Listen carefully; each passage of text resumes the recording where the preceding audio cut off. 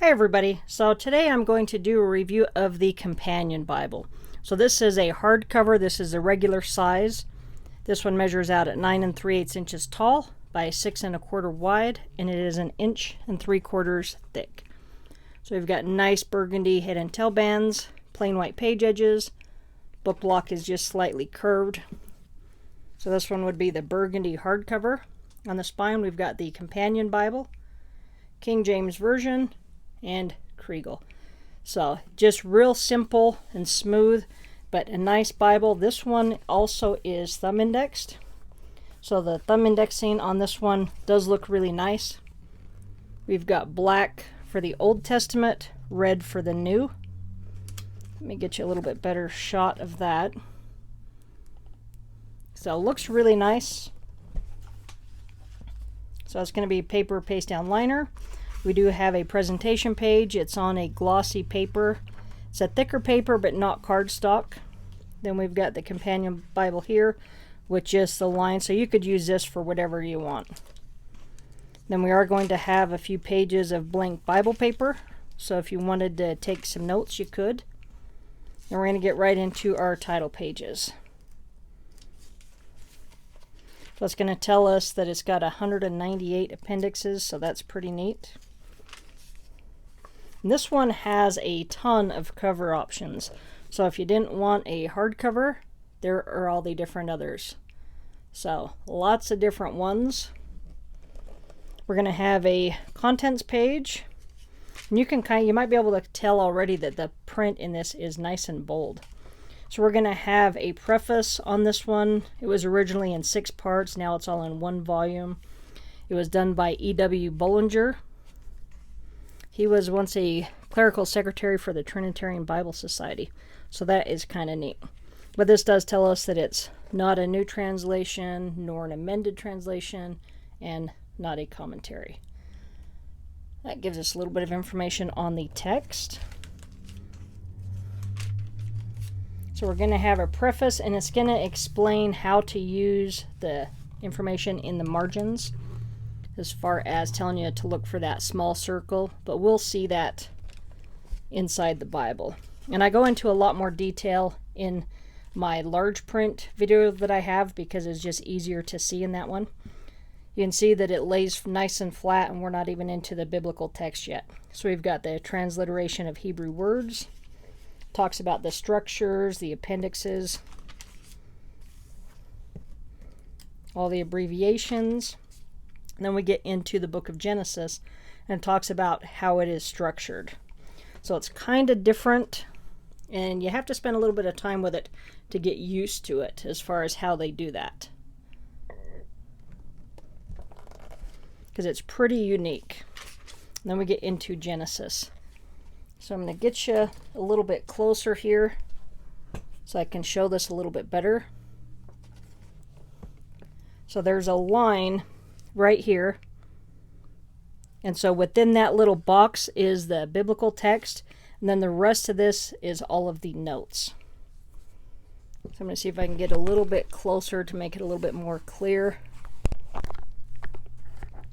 Alright, so as we see up here, when we see the first book of Moses, we're going to see these little circles, and then one next to Genesis. So if we go down here, it's going to give us information on the first book.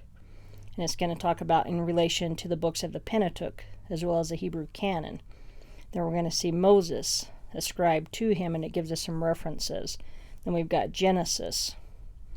And so that's going to give us, so whenever you see these little circles, you want to drop down into the notes. And then once we get over into the scripture, and we've got our number 1 here, then we're going to look down here. So everything that we see the little circles by, so we've got God created, we're going to have God, and then created. And then as we get further down, we're going to see the heaven and the earth.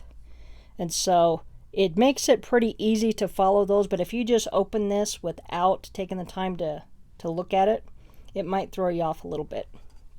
Here in the margin, we've got that 4004, so that's going to be a date. So it's pretty neat the way that it's done. So some sections are going to have a lot more notes than others. So again, we've got all our biblical text here and then our notes. The biblical text, as we can see there, is a little bit larger. So there's the font on the scripture, and we can see right next to it there that the notes are definitely smaller. So it says that the font in the biblical text is an 8-point and the notes are a 6. But for a 6, I can actually read those with readers, and I think it's because of the way that the paper is and the fact that it's such a bold print. It does have a sewn binding, which is nice. Now keep in mind that when you have a study Bible that's done by one man, I mean, you're never going to agree with all the notes in a study Bible, period, but especially one that's done by one man. So you may find things in here that you disagree with, and that's pretty much the case with any study Bible. So we do have one really nicely done double satin ribbon. So that is nice. You don't always get that with a hardcover. And then we get into the New Testament, and then it talks about refers us to the certain appendixes in the back. So we're going to see that here in a moment. And then we can also see the red thumb indexing showing us that we're in the New Testament. So again, it's going to talk about the way that the structure is of the book, but then we've also got the interrelation of the 4 Gospels, and it breaks that down. So you can see over here, so we're not going to have any dates in that one yet, but we will see some dates once we get to the other side of the page. So it's kind of neat that it's got the dates in there as you're going along. The paper in this one is actually pretty nice, and with it having some wider margins in the bottom here, you could put some notes. And what's kind of nice is with that having the lines on there, it's going to keep your notes a little bit cleaner because it'll be outside of those. So we're going to jump to the back and look at the additional features back here. So these are going to be the appendixes to the companion Bible, and it's going to have them in a numerical index. So it'll tell you what it is as far as the number, what it's about, and then the page number that you can find it on. Some of these, because it's such an old printing and everything, so some of them are going to be hard to see, and we'll see that here in just a minute. But we're going to have the divine names and titles. Then we've got creation versus evolution. We've got figures of speech, and on these there's going to be a few pages, but I'll just give you a close-up so you can kind of see what those are. So on some of these, they are a little bit harder to read in this back section.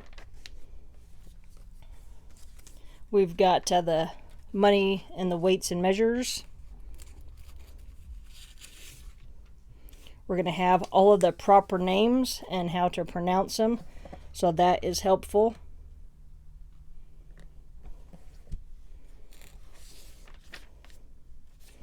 There will be some artist renditions.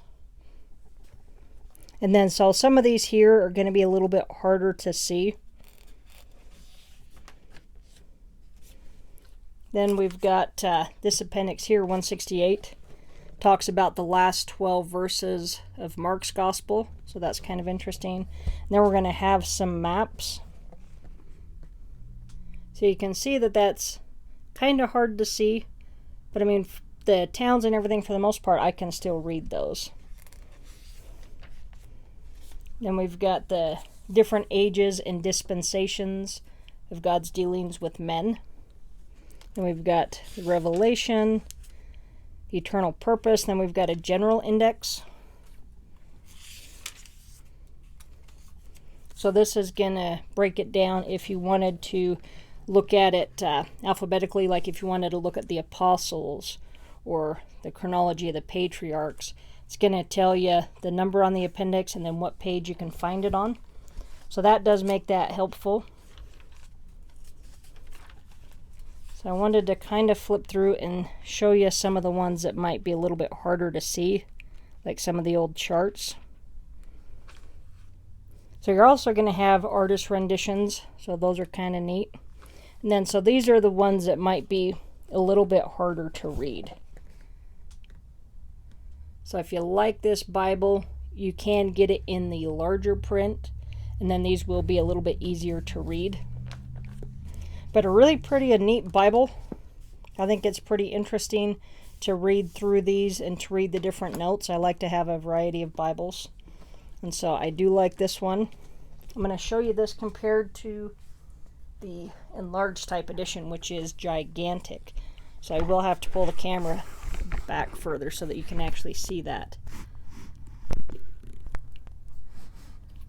because it is pretty good size difference between the two. So here is the large print next to the regular size, and that still goes up there a little bit. So it might be easier to show you this direction, so then you can see the difference on them. So pretty good size difference. This one is glued and this one is sewn, but again, there's tons of cover options, so definitely check those out. And I would like to thank Kregel for sending out this copy for review. All right, thanks for watching. Have a great day.